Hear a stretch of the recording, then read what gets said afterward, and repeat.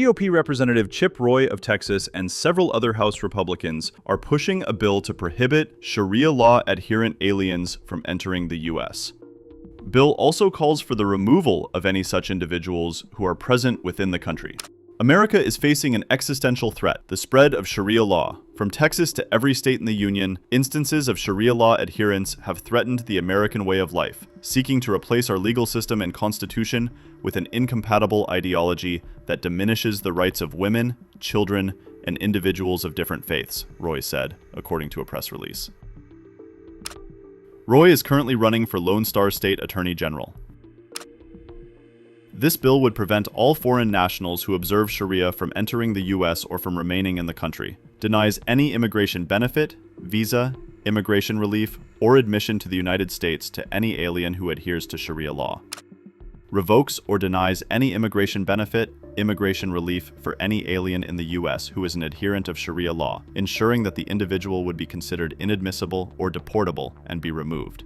Ensures that any alien who provides false statements about his or her adherence to Sharia law to any federal agency shall have his or her immigration benefit, immigration relief, or visa revoked, be considered inadmissible or deportable, and shall be removed. Prevents activist courts and judges from upending a final decision from agencies that find Sharia adherents removable from the U.S.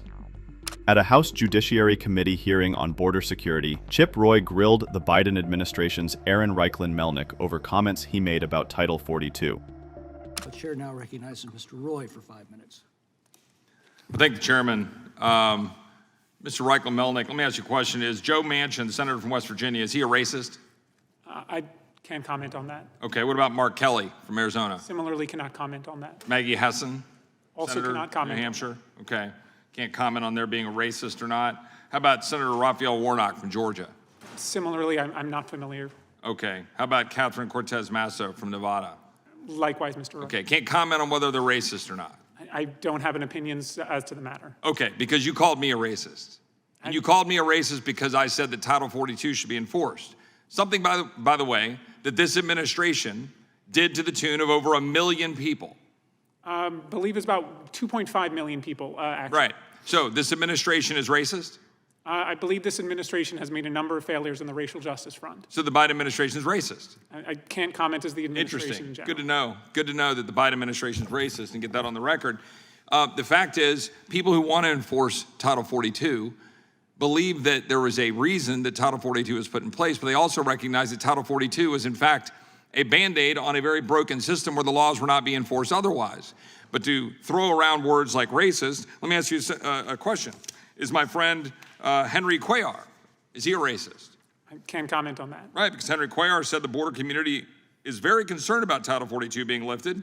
This message of lifting Title 4 is going straight to the criminal organizations.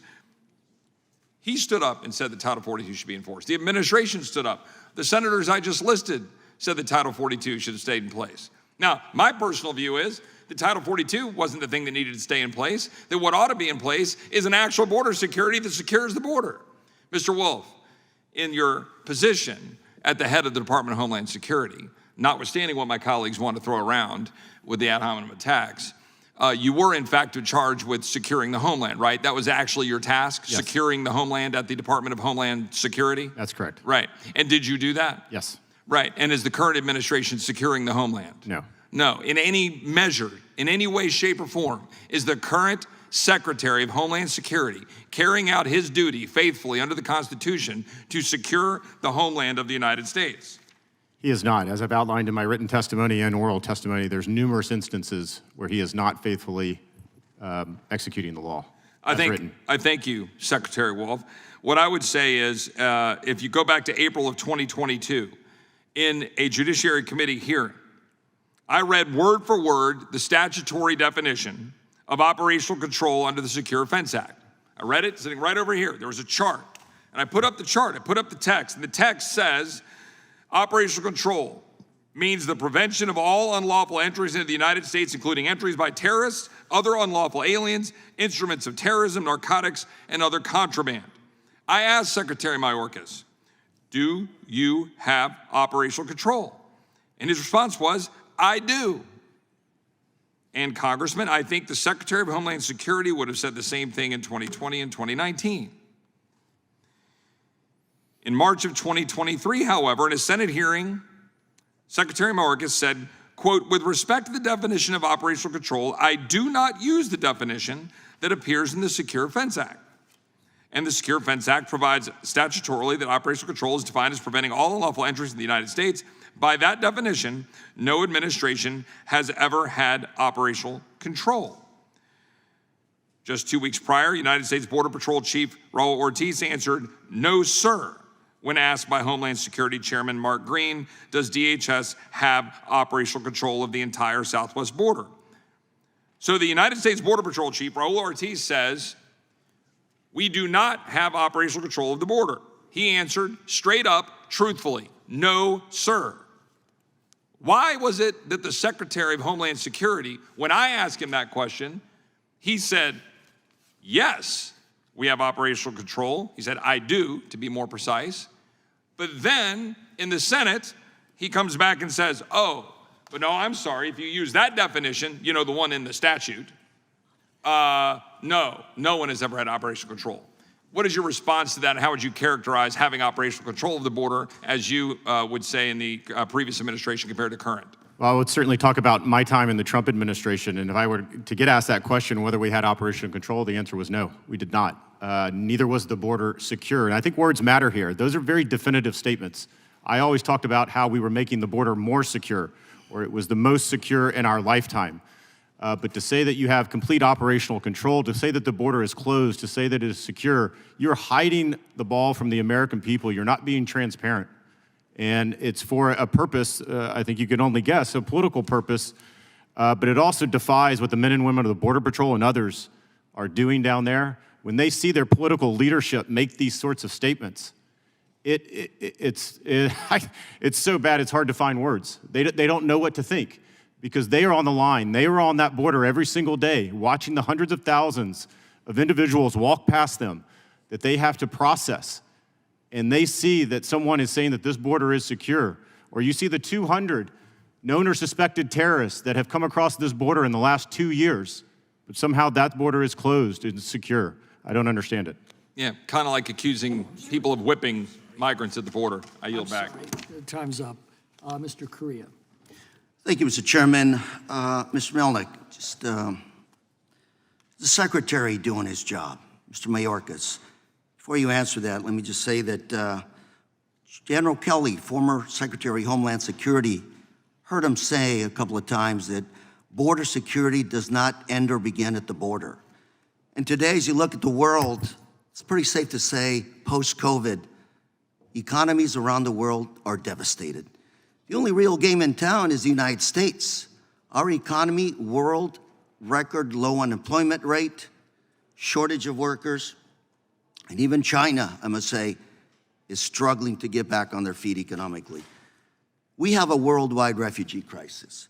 If you look at this chart behind me from the UN Refugee Agency, it shows the number of displaced people just in the Americas alone. You can see countries across the region struggling. It's not a US problem, it's a regional problem. Mexico's dealing with this problem. Canada's dealing with this problem. Guatemala is feeling the effects, and of course, Europe. Further south, Colombia. If you look at this chart, Colombia is really struggling. And I must say, refugees are braving that trip north. Perilous situation. I want to show you the picture of a little girl struggling to continue north through the Darien Gap. This little girl lost her mother, and another refugee going north is trying to help her survive. If refugees are willing to do this, you can imagine the challenges at home. Well, let me say Title 42. We all talk about Title 42.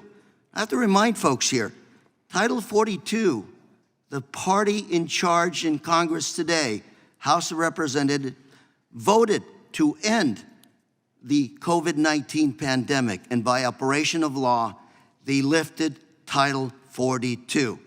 Let me repeat, party in charge voted to lift Title 42. And let me say, I agree with them.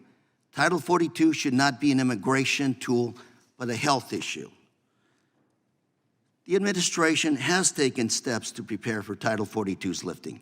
I was at the border numerous times before Title 42 was lifted. I would ask those officers in green and blue, are you ready?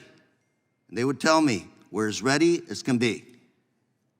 And it wasn't just CBP, it was DHS, State Department, and the administration who did a pretty good job in anticipation of the lifting of Title 42.